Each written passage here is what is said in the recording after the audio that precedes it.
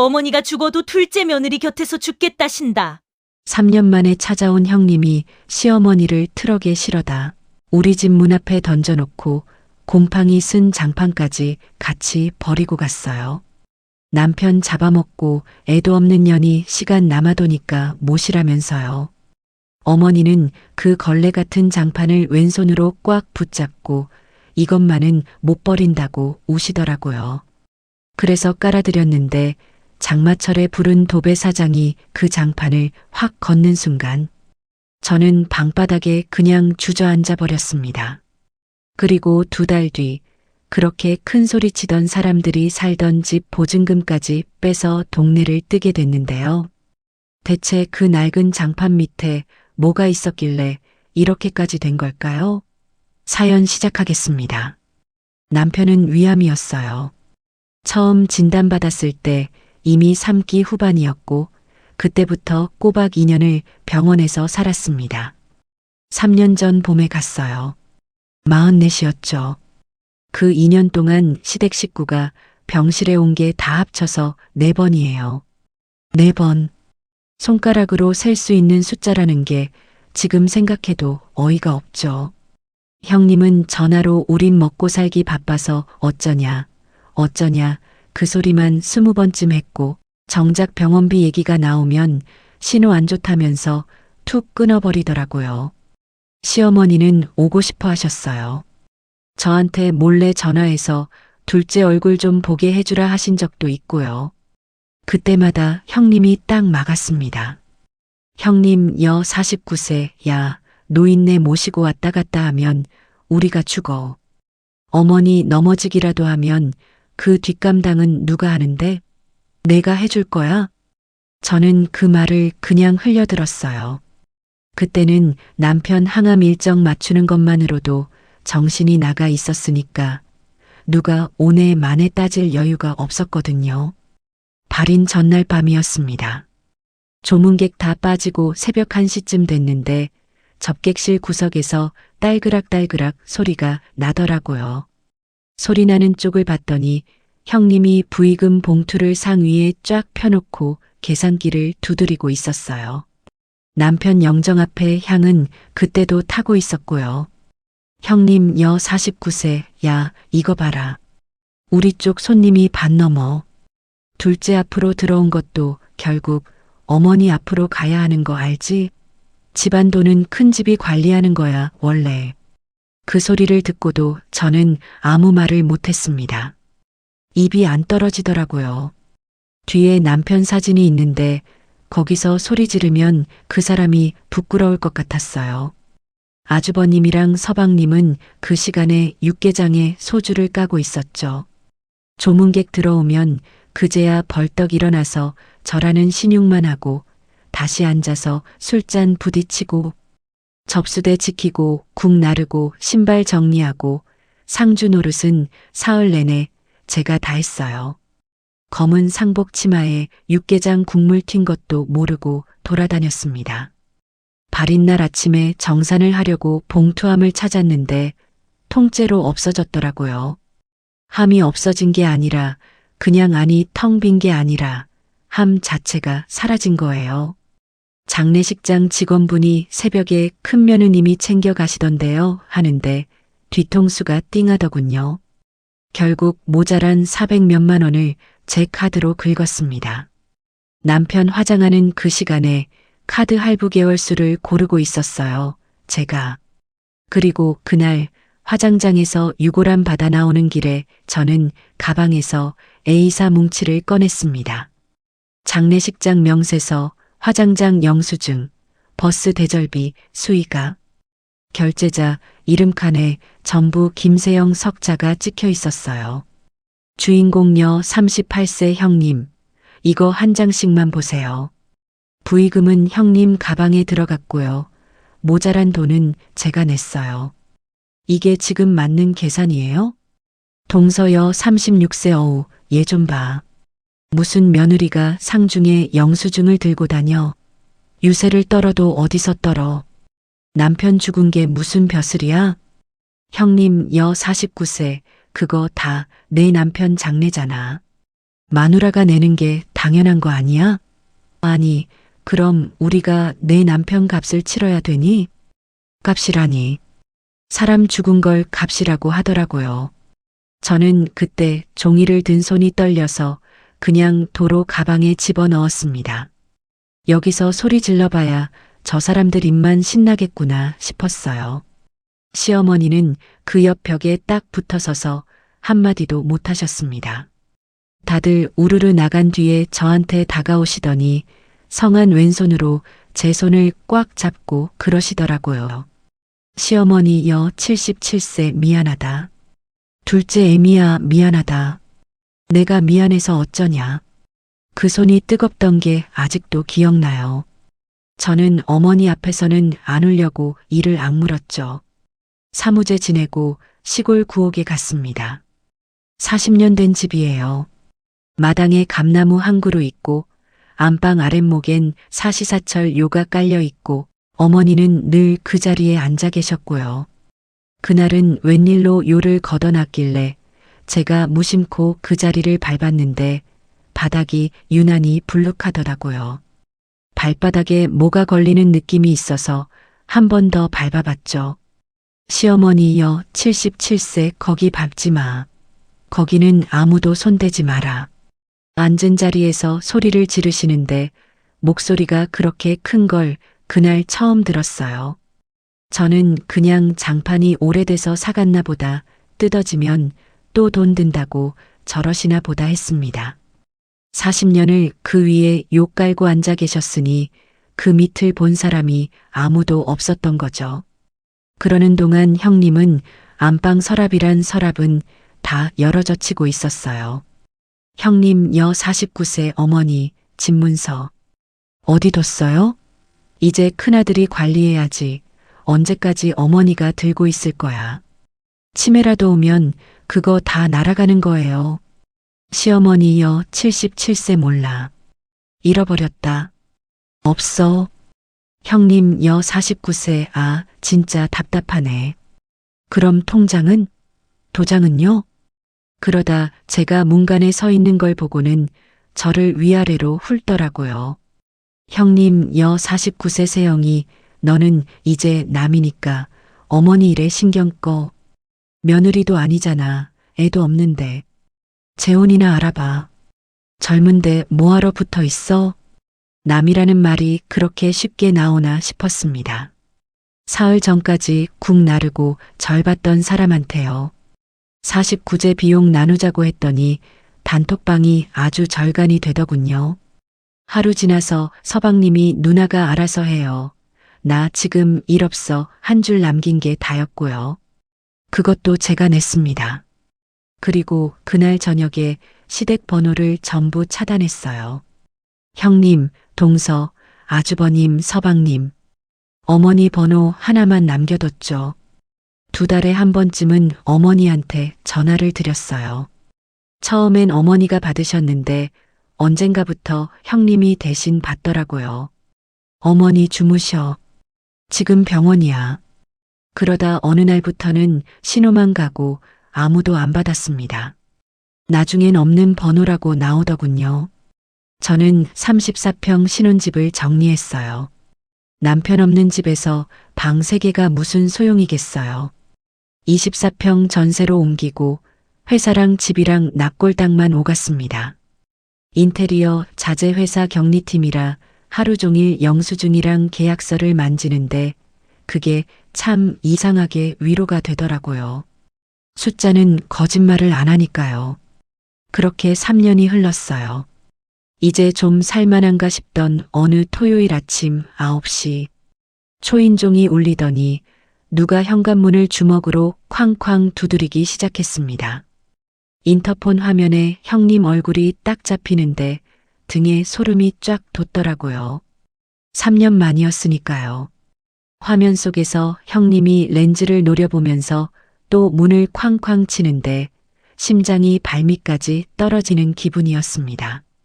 문을 열었더니 형님이랑 동서가 나란히 서 있고 그 앞에 휠체어가 하나 놓여 있었어요. 어머니였습니다. 처음엔 못 알아봤어요. 머리는 떡이 져서 두피에 딱 붙어 있고 오른손은 가슴 쪽으로 완전히 굽어서 안으로 말려 있더라고요. 그리고 냄새가 났습니다. 사람한테서 나면 안 되는 냄새요. 3년 전에 제 손 잡고 미안하다던 그 어머니가 아니었어요. 주인공 여 41세 여기 주소를 어떻게 아셨어요? 형님 여 52세 내 회사에. 전화하니까 총무가 다 풀어주던데 숨는다고 숨어지니? 하여간 잔머리는. 형님 여 52세 어머니가 죽어도 둘째 며느리 곁에서 죽겠다신다. 아유 내가 못 말려. 늙으면 다 편애하는 거지 뭐. 큰 며느리가 3년을 똥오줌 받아냈는데 결국 찾는 건 둘째야. 밑을 내려다보니까 빌라 앞에 1톤 트럭이 서 있더군요. 짐칸에 여행 가방 2개랑 돌돌 말린 장판이 실려 있었어요. 누렇고 축축한 딱 봐도 40년은 묵은 그 장판이요. 시골 구옥 안방에 깔려 있던 거였습니다. 형님 여 52세 저거? 어머니가 그 집 나올 때 기어이 자기 손으로 말아서 들고 나온 거야. 저 걸레 쪼가리를 3년 내내 우리 집 베란다에서 냄새만 풍겼다니까. 이참에 너네 집 앞에 같이 갖다 버려. 기사님이 그걸 내리려고 손을 댔는데 못 내리더라고요. 어머니가 휠체어에서 몸을 반쯤 일으켜서 그 굽지 않은 왼손으로 장판 귀퉁이를 움켜쥐고 안 놓으시는 거예요. 팔에 힘줄이 다 서도록요. 시어머니여 80세 이거는 놔둬. 나 이거 없으면 안 자. 못 자. 형님 여 52세 아 진짜 저 노인네가 아침부터 걸레 하나 갖고 사람을 잡네. 어머니 곰팡이 쓸어서 버려야 된다니까. 그거 갖고 있으면 병 걸려 죽어요. 트럭 기사 남 55세 사장님 저 손 못 대겠는데요. 어르신이 저러시는데 제가 무슨 수로 뺏어요. 다른 사람 부르세요. 기사님도 어이가 없었나 봐요. 저는 그 왼손을 보고 있었습니다. 3년 전 장례식장 구석에서 제 손목을 붙잡고 미안하다 하던 그 손이 지금 저 누런 장판 귀퉁이를 쥐고 있더라고요. 저도 모르게 입에서 말이 나왔어요. 주인공 여 41세 같이 올려주세요. 그것도 같이요. 형님이랑 동서는 그 틈에 신발도 안 벗고 거실로 밀고 들어왔습니다. 남의 집을 무슨 모델하우스 구경하듯 쭉 훑고 다니더라고요. 동서여 39세 어머 형님. 얘 혼자 살면서 24평 살아? 아니 혼자 사는 년이 무슨 방이 2개야. 보험금 좀 남았나 보네. 형님 여 52세 그러게. 소파도 새 거네. 우리는 지금 18평에 넷이 끼어 사는데 참 팔자 좋다. 응? 제가 뭐라고 하기도 전에 형님 전화가 울렸어요. 그런데 이 사람이 제 소파에 털썩 앉아서 제 앞에서 이러는 겁니다. 형님 여 52세 아 소장님.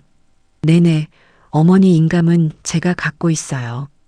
아유 걱정 마세요. 다음 주까지 도장 찍어드릴게요. 형제들 다 동의했어요 다. 네네 그럼요. 전화를 끊고 고개를 드는데 저랑 눈이 딱 마주쳤어요. 형님 얼굴이 0.5초쯤 굳었다가 다시 스르륵 펴지는 걸 저는 똑똑히 봤습니다. 주인공 여 41세 무슨 계약이요? 지금 어머니 집 얘기하신 거예요? 형님 여 52세 내가 알 거 없고 넌 그냥 어머니 밥이나 챙겨. 남의 집 전화 통화까지 엿듣고 있냐? 주인공 여 41세 어머니 집은 어머니 명의잖아요. 형님이 무슨 자격으로 도장을 찍어요? 형님 여 52세 야 큰아들이 하는 게 자격이지 뭐가 자격이야. 어머니 대소변 우리가 받았어. 몰라서 물어? 저는 일단 그건 접어두고 요양병원 얘기를 물었습니다. 어머니 몸 상태를 보면 병원에 계셨어야 하는 사람인데 저꼴로 트럭에 실려왔다는 게 말이 안 되잖아요. 몇 번을 물으니까 동서가 결국 짜증을 내면서 뱉더라고요. 동서여 39세, 병원비 넉 달 밀려서 쫓겨난 게 2달 전이야. 그동안 우리 집 작은 방에 뒀다고. 우리라고 무슨 돈 나오는 구멍이 있니? 애들 학원비도 못 대는 판에. 형님, 여 52세 그러니까 말이야. 야, 너 남편 사망보험금 받았잖아. 그 돈으로 어머니 모시면 되지 뭐가 문제야. 애도 없겠다. 시간도 남아돌겠다. 퇴근하면 할 일도 없을 거 아니야. 너 좋으라고 하는 소리야, 이게. 그 순간 3년치가 확 올라오더라고요. 주인공녀 41세 웃기고 있네. 그게 지금 사람 입에서 나올 소리예요? 3년 동안 어머니 전화도 다 막아놓고 번호까지 바꿔놓고 이제 와서 짐짝처럼 문 앞에 던져놓고 가시겠다고요? 그 보험금이요. 형님이 낸 돈이에요? 내가 2년 동안 남편 링거 갈아가면서 받은 돈이에요. 동서여 39세 어머어머 얘 말하는 것 좀 봐. 형님 얘 3년 사이에 아주 독해졌네요. 형님 여 52세 야 그래서 어쩌라고. 우리 못 모셔. 진짜 못 모셔. 너 안 맡으면 어머니 저 상태로 길바닥에 앉혀놓을 거야. 그럼 내가 마음 편하겠니? 저는 거기서 목소리를 더 안 높였어요. 소리 질러봐야 저 사람들은 나중에 제가 먼저 소리 질렀다고 할 사람들이거든요. 대신 부엌 서랍에서 A사 2장이랑 검정 볼펜을 꺼내다가 식탁에 딱 놨습니다. 주인공녀 41세 쓰세요. 앞으로 어머니 부양 일체를 포기하고 이 집에 무단으로 찾아오지 않는다. 자필로요. 이름 쓰고 지장 찍고 신분증도 같이 놓고 사진 찍을게요. 형님 여 52세 뭐? 야, 너 지금 나한테 각서를 쓰라고? 주인공녀 41세네. 못 쓰시겠으면 어머니 도로 데려가세요. 저 지금 장난하는 거 아니에요. 그러고 선반이 홈캠 빨간 불을 손가락으로 가리켰어요. 남편 보내고 혼자 살면서 무서워서 달아놓은 건데 그날 그게 그렇게 든든하더군요. 형님이 카메라를 한번 흘끗 보더니 코웃음을 치면서 펜을 집었습니다. 형님 여 52세 써줄게. 써줘. 야, 노인네 통장에 3만 원 있다. 3만 원. 이런 종이 100장이라도 써줄게. 뭐 나올 게 있어야 아깝지. 동서여 39세 형님, 뭐하러 써줘요. 얘 나중에 이걸로 무슨 짓 하려고 그러는지 알고. 형님 여 52세 냅둬. 부양 포기. 우리가 언제 부양했다고. 웃기고 있네 진짜. 두 사람이 삐뚤빼뚤 몇 줄 쓰고 엄지에 인주 대신 볼펜 잉크를 문질러 꾹 찍었습니다.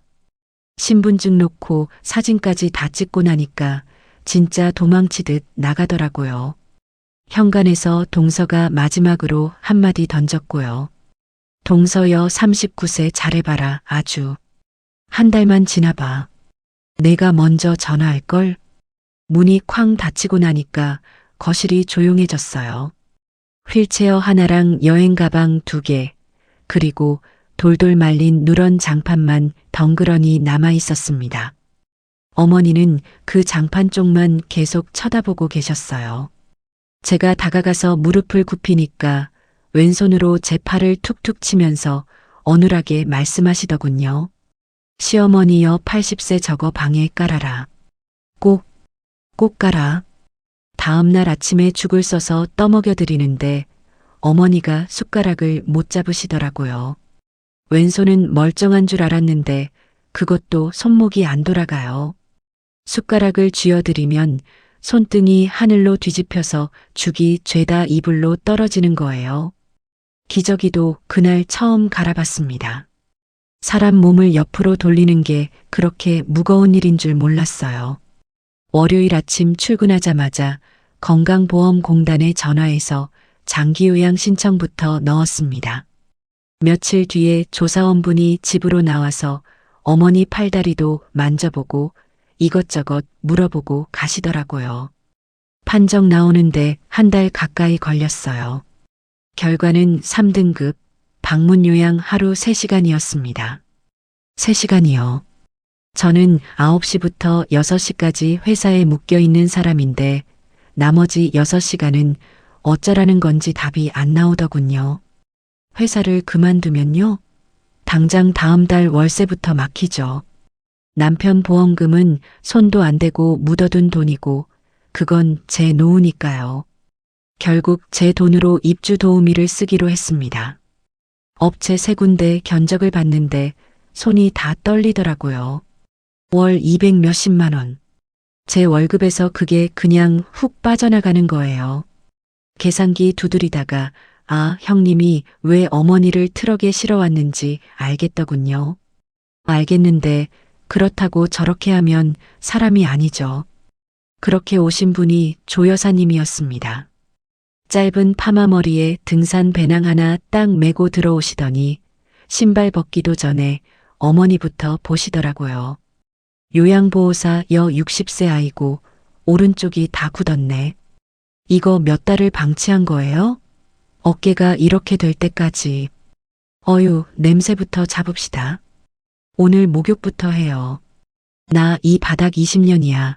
딱 보면 알아. 주인공 여 41세 제가 도와드릴까요? 요양보호사 여 60세 됐어요. 사모님은 저리 가서 물이나 끓여요. 손 서투른 사람 둘이 붙으면 어르신만 아파. 남을 집에 들이는 김에 홈캠도 하나 더 샀습니다. 거실에 있던 거 말고 안방에도 한 대를 달았어요. 조 여사님을 못 믿어서가 아니라 어머니 혼자 계실 때 넘어지기라도 하면 그게 더 무서웠으니까요. 조 여사님도 오히려 좋아하시더라고요. 나중에 딴소리 나올 일 없어서 편하다고요. 어머니 방을 아예 새로 해드릴 생각이었습니다. 장판도 도배도 다 새로 하려고 했는데 그 얘기를 꺼내자마자 어머니가 방바닥에 말아둔 그 누런 걸 왼손으로 가리키시더군요. 시어머니여 80세 안 돼. 저거 깔아. 저거 아니면 나 잠 안 온다. 주인공여 41세 어머니, 이거 곰팡이 슬었어요. 새로 깔면 훨씬 따뜻하고 좋아요. 시어머니여 80세 싫어. 저거 깔아달라고. 말이 어눌하신 분이 그때만큼은 또박또박 소리를 지르시는데 제가 졌습니다. 결국 40년 묵은 그 장판을 안방에 쫙 펴서 깔아드렸어요. 걸레로 2번, 3번 닦아도 그 쿰쿰한 냄새는 안 빠지더라고요. 그런데 그거 깔아드린 날 밤부터 어머니가 정말 잘 주무셨습니다. 아랫목 쪽에 왼손을 척 얹어놓고 주무시는 거예요. 매일 밤.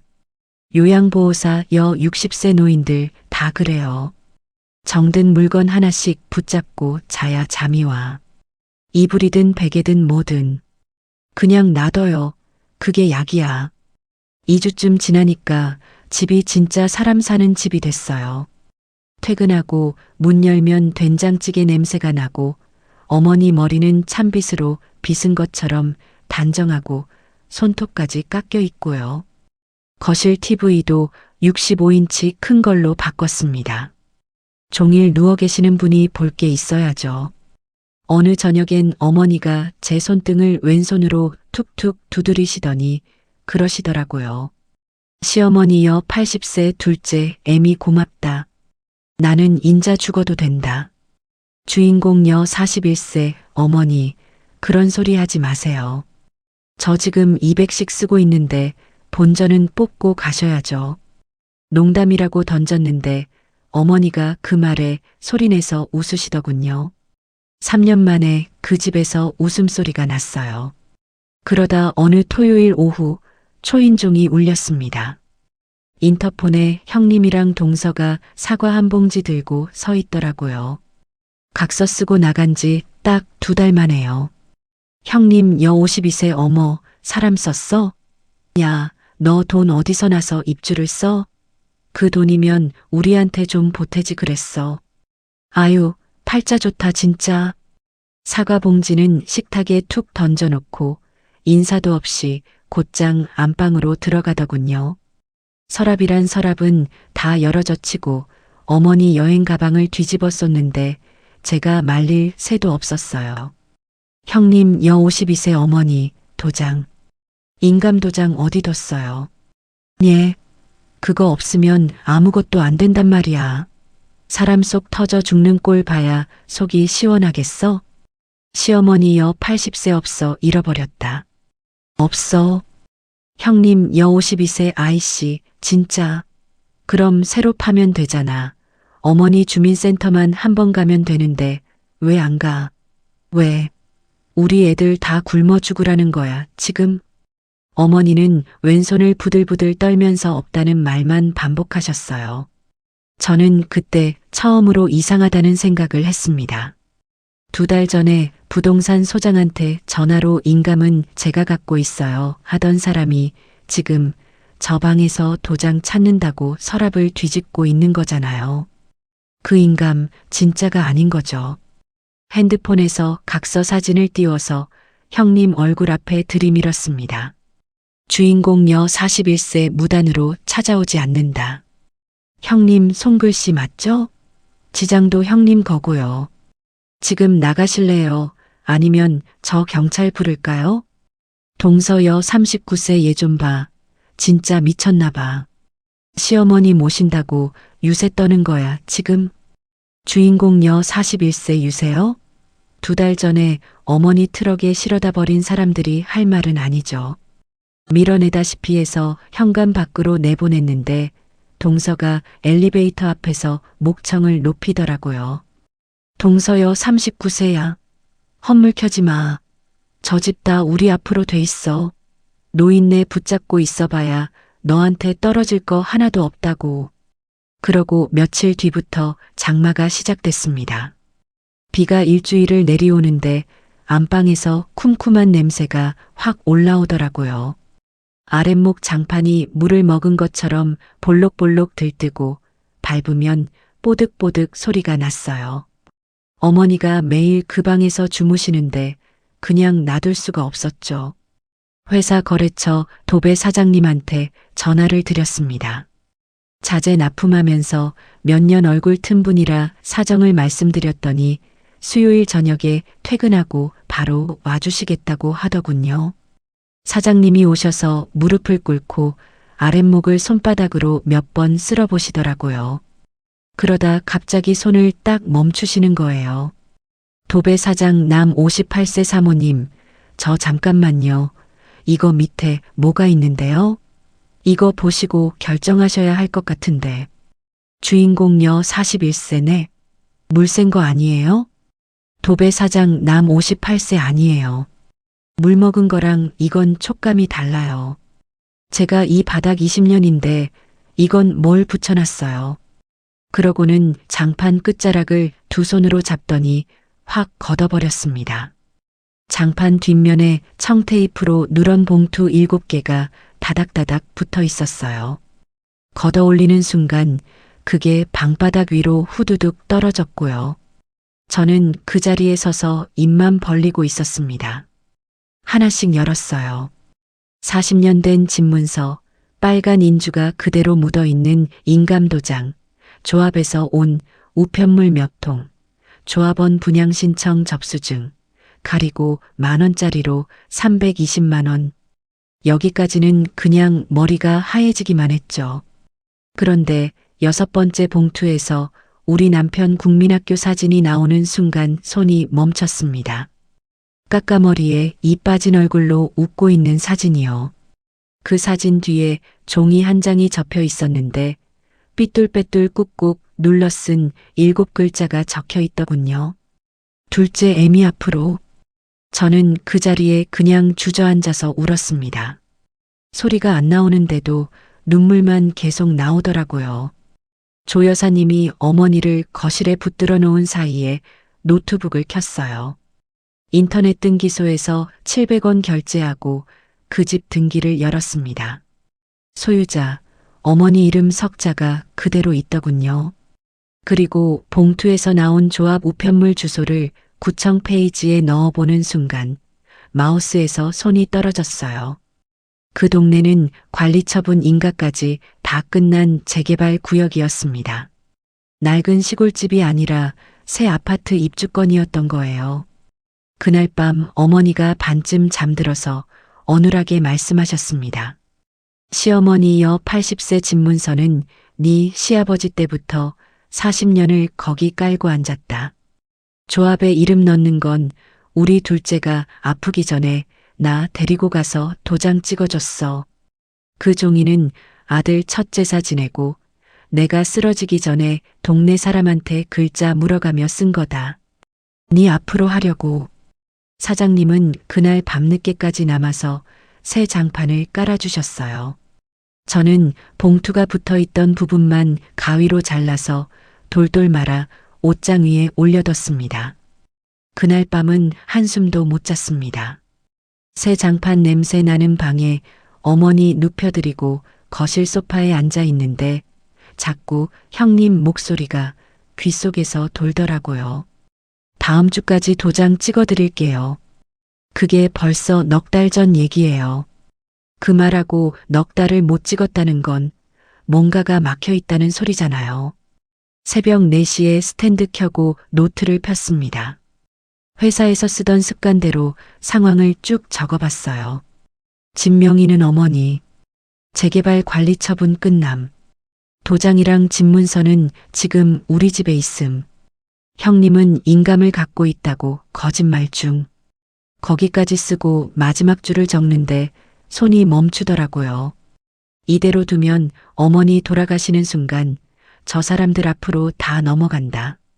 그럼 어머니가 40년을 그 위에 욕 깔고 앉아서 지킨 게 아무것도 아닌 게 되는 거예요. 남편이 아프기 전에 어머니 손잡고 조합 사무실 가서 도장 찍어준 것도 삐뚤빼뚤 7글자도 다 휴지 조각이 되는 거고요. 아침에 반차 내고 법무사 사무실에 전화를 돌렸습니다. 두 군데는 일단 방문하세요 하고 끊었는데 세 번째 통화한 곳에서 어르신이 거동을 못 하신다니까 그날 오후에 집으로 와주겠다고 하시더군요.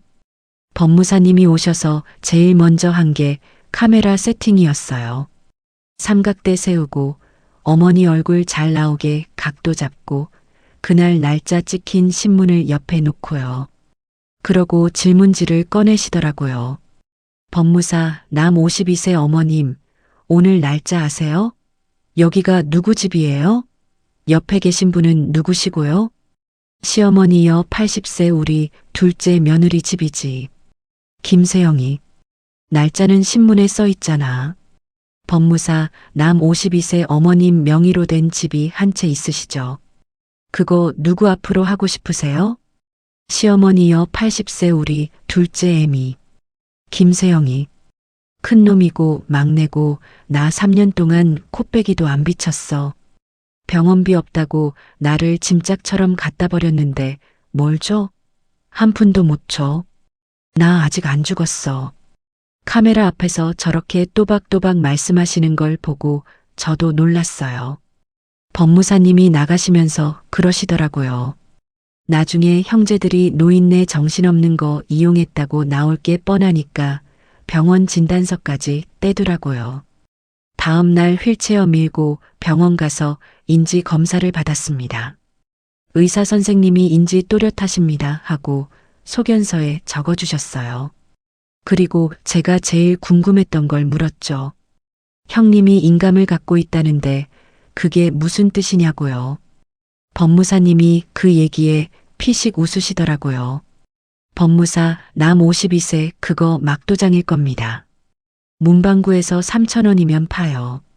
인감이라는 건 본인이 주민센터 가서 등록을 해야 효력이 생기는 거고 증명서도 본인이나 대리인이 서류 갖춰서 떼야 하거든요. 그거 없으면 부동산 계약이 아예 안 넘어가요. 아무리 큰 며느리라도 남의 도장 들고 남의 집 못 팝니다. 그 순간 퍼즐이 딱 맞아떨어지더군요. 형님이 넉 달째 도장 타령을 하면서 우리 집 서랍을 뒤집고 다닌 이유가 그거였던 거예요. 계약은 다 잡아놓고 도장 하나가 없어서 발만 동동 구르고 있었던 거죠. 그 진짜 도장은 어머니 엉덩이 밑 장판에 40년을 붙어 있었고요. 다음 날 아침 일찍 휠체어 밀고 주민센터에 갔습니다. 어머니 신분증 챙기고 봉투에서 나온 그 인주 묻은 도장 들고요. 직원분이 본인 확인하고 도장 찍고 인감증명 떼는데 10분도 안 걸리더라고요. 40년을 장판 밑에 숨어있던 도장이 그날 처음 세상 밖으로 나온 거예요. 종이 한 장 받아드는데 손이 다 떨렸습니다. 그 길로 조합 사무실도 갔어요. 어머니 이름을 대니까 직원이 컴퓨터를 두드리더니 명부에 그대로 살아있다고 하더군요. 분양 신청도 남편이 해둔 그대로 접수돼 있었고요. 조합 직원 남 40세 어르신, 진작 오시지 그러셨어요. 여기 관리 처분 끝난 지가 한참 됐는데 연락 계속 드렸는데 우편물 반송만 되더라고요. 우편물이 왜 반송됐겠어요? 그 집에 사람이 없었으니까요. 어머니는 형님네 작은 방에 처박혀 계셨고요. 그러고 나서 형님이 집을 내놨다던 부동산에 전화를 걸었습니다. 동네 이름이랑 어머니 성함 대니까 소장님이 아주 반색을 하시더라고요. 부동산 소장 남 61세 그 집. 아이고 사겠다는 분들 지금 줄 섰어요. 근데 큰따님이 넉 달째 서류를 못 가져오시는 거예요. 다음 주 하시더니 감감무소식이고 12억짜리를 그냥 썩히고 계셨다니까요. 내가 속이 다 터져서 12억. 수화기 든 채로 한참을 서 있었어요. 형님 눈이 왜 그렇게 뒤집혀 있었는지, 왜 어머니를 트럭에 실어다 놓고도 2달 만에 사과 봉지 들고 다시 찾아왔는지, 왜 안방 서랍을 뒤집어 엎으면서 우리 애들 굶어 죽는다고 악을 썼는지 그제야 다 이해가 가더군요. 다 된 밥에 숟가락 하나가 없었던 거예요. 그 숟가락을 어머니가 깔고 앉아 계셨던 거고요. 집에 와서 어머니한테 다 말씀드렸습니다. 그 집이 지금 얼마짜리인지 사겠다는 사람이 줄을 섰다는 것까지요. 12억이라는 숫자를 듣더니 한참을 천장만 보고 계시다가 그러시더라고요. 시어머니여 80세 나는 인자 그 집에 못 들어가. 다리가 이 모양인데 뭘 들어가. 팔아라. 주인공여 41세 어머니 이거 나중에 형님네가 알면 난리 나요. 저 진짜 도둑년 소리 들어요. 시어머니여 80세 들으라 그래. 이건 유언 아니야. 유언이면 내가 죽어야 되는데 나는 살아서 내 손으로 주는 거다. 네가 받아. 그 주에 바로 매수자가 붙었어요. 계약금 1억 2천이 어머니 통장에 들어왔고 저는 통장 사본이랑 입금 내역까지 전부 스캔해서 폴더에 정리해뒀습니다. 격리 15년 하면서 몸에 밴 게 그거예요. 나중에 말 나올 것 같으면 종이부터 챙기는 거요. 3주 뒤에 잔금 10억 8천이 들어왔습니다. 총 12억이요. 계약서에 어머니가 왼손으로 서명하시는 장면도 법무사님이 전부 영상으로 남기셨고요. 그 다음에 세무사 사무실을 찾아갔어요. 이 돈을 어떻게 해야 하는지 저 혼자서는 도저히 감이 안 잡히더라고요. 세무사 남 45세 어머님은 40년 사신 집 한 채라 양도세는 거의 안 나와요. 1세대 1주택 장기 보유라 걱정 안 하셔도 되고요. 문제는 그 다음입니다. 이걸 며느리분 앞으로 넘기실 거잖아요. 며느리는 법으로 치면 남남이에요. 기타 친족이라 공제가 1,000만 원밖에 안 돼요. 증여세가 셉니다. 주인공여 41세 얼마나요? 세무사 남 45세 12억이면 3억쯤 보셔야죠. 3억이요. 숨이 턱 막히더라고요. 그런데 어쩌겠어요. 어머니 통장에 그냥 두면 그건 그거대로 나중에 상속재산이 돼서 저 사람들이 달려들 게 뻔하고 그때 가면 며느리인 저는 상속인도 아니니까 진짜 한 푼도 못 건지는 거잖아요. 어머니가 살아계실 때 어머니 손으로 세금 다 내고 깨끗하게 받는 게 맞다고 봤습니다. 그래서 12억 전부를 제 앞으로 증여받고 증여세 3억을 냈어요. 신고까지 다 마치고 나니 제 손에 남은 게 9억이었습니다. 3억을 세금으로 내면서도 아깝다는 생각이 안 들더라고요. 이 돈은 앞으로 누가 뭐라고 해도 흠집 하나 못 낼 돈이 됐으니까요. 은행 창구에서 어머니가 왼손으로 서명하시는 걸 직원이 3번이나 확인했어요. 액수가 액수다 보니 지점장까지 나오시더군요.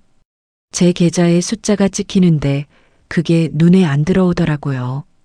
그냥 옆에 앉은 어머니 굽은 오른손만 보고 있었습니다. 증여계약서는 법무사님 앞에서 공증까지 마쳤어요. 사본을 3부 만들어서 한 부는 회사 서랍, 한 부는 법무사 사무실, 나머지 한 부는 어머니가 직접 카디건 주머니에 접어 넣으셨습니다. 시어머니여 80세 이건 내가 갖고 있을란다. 저것들 오면 내가 보여줄란다. 내 입으로 말할 거야. 조 여사님은 어머니 옷 갈아입힐 때마다 그 종이를 새 주머니로 꼬박꼬박 옮겨드렸어요. 그날 저녁엔 셋이서 삼겹살을 구웠습니다. 어머니가 상추쌈을 왼손으로 꾸역꾸역 싸서 드시면서 웃으시는데 3년 만에 처음으로 밥이 목구멍으로 넘어가더라고요. 요양보호사 여 60세 어르신, 고기 좀 천천히 드세요. 목 막혀요.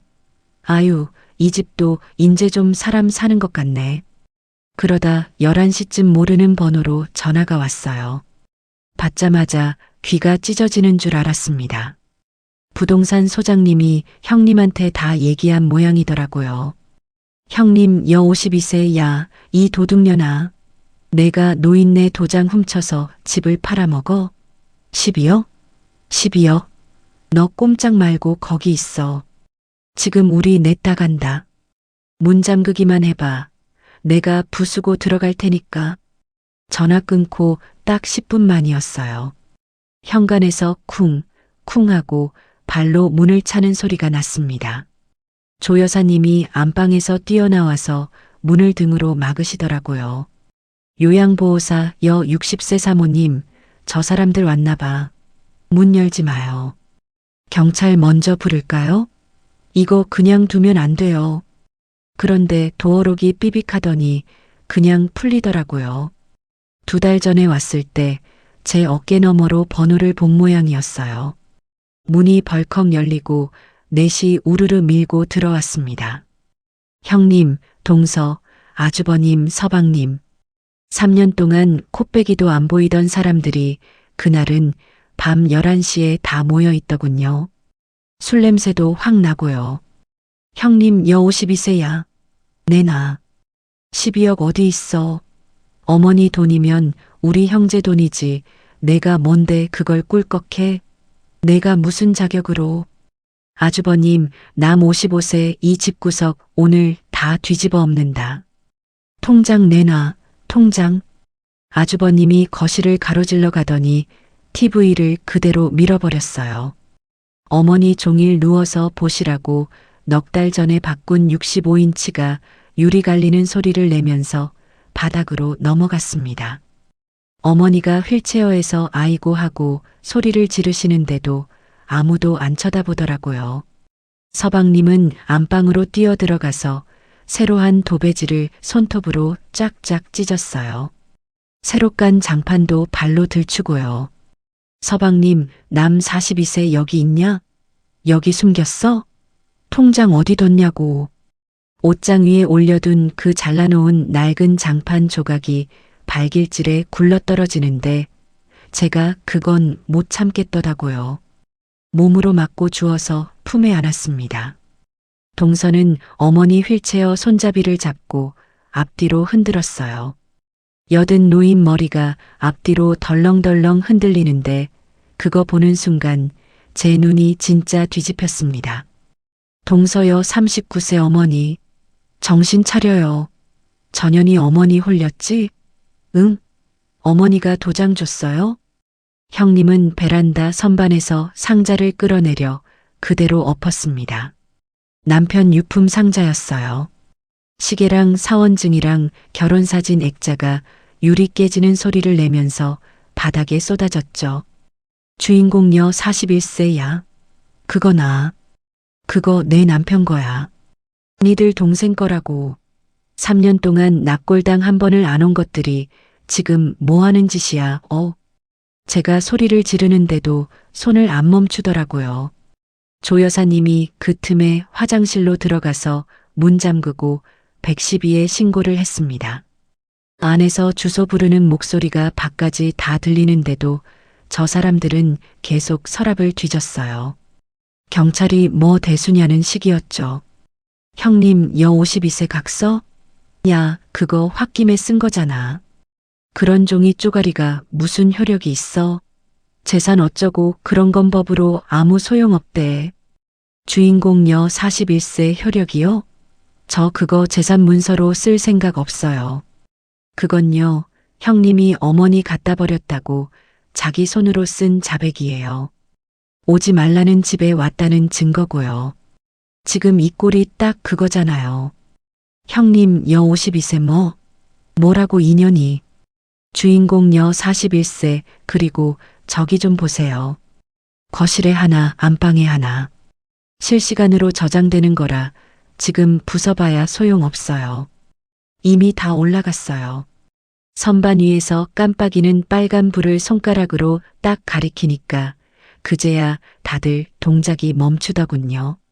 아주버님이 들고 있던 서랍을 슬그머니 내려놓고 형님 얼굴이 하얗게 질리는데 그 표정을 제가 평생 못 잊을 거예요.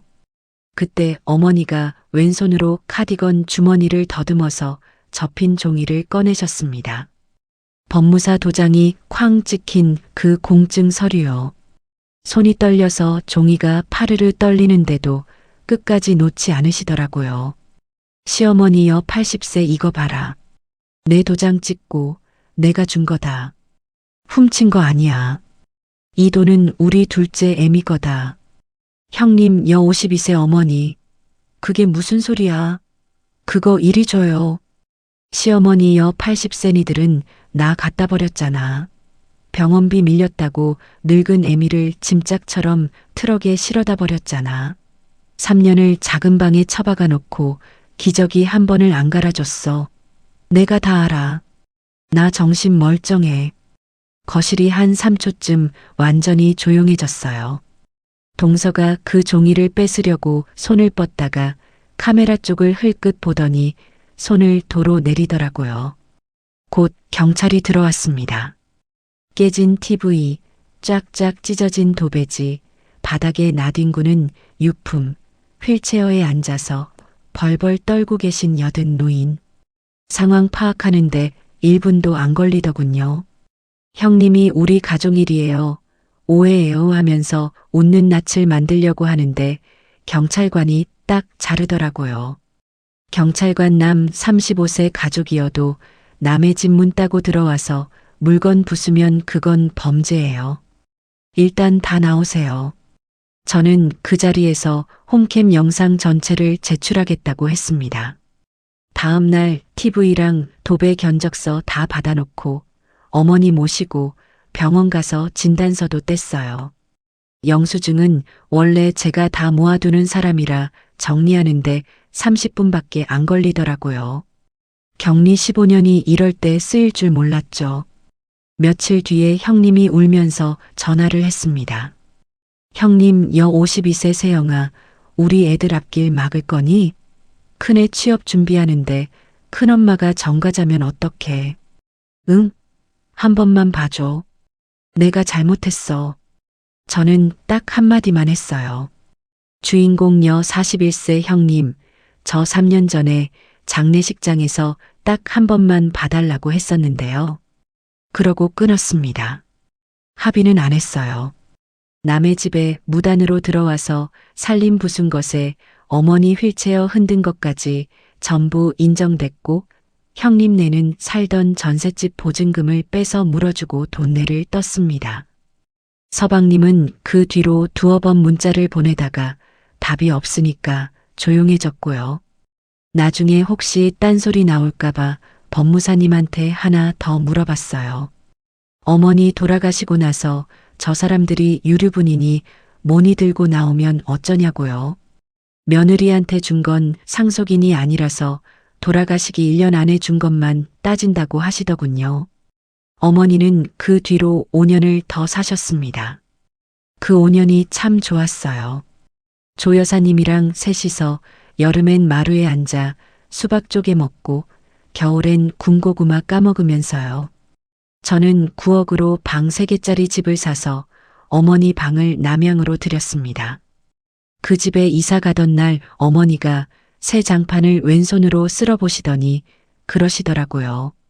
시어머니여 80세 인자 여기는 아무것도 안 숨겨도 되겠네. 어머니는 작년 가을에 주무시다가 편하게 가셨어요. 아침에 깨우러 들어갔는데 표정이 너무 편하셔서 한참을 그냥 앉아 있었습니다. 장례는 조용히 치렀고 형님이랑 동서한테는 부고 문자 한 통만 보내고 답장은 열어보지도 않았어요. 조 여사님이 상복 입고 사흘 내내 제 옆에 계셨고요. 지금 제 지갑엔 코팅한 종이가 한 장 들어 있습니다. 40년을 장판 밑에 숨어 있던 삐뚤빼뚤 꾹꾹 눌러 쓴 7글자요. 둘째 애미 앞으로. 가끔 그 종이를 꺼내봐요. 글씨 못 배운 노인이 동네 사람한테 한자 물어가며 썼을 그 밤을 생각하면 저는 아직도 코끝이 시큰해집니다. 사람이 사람한테 줄 수 있는 게 돈만은 아니더라고요.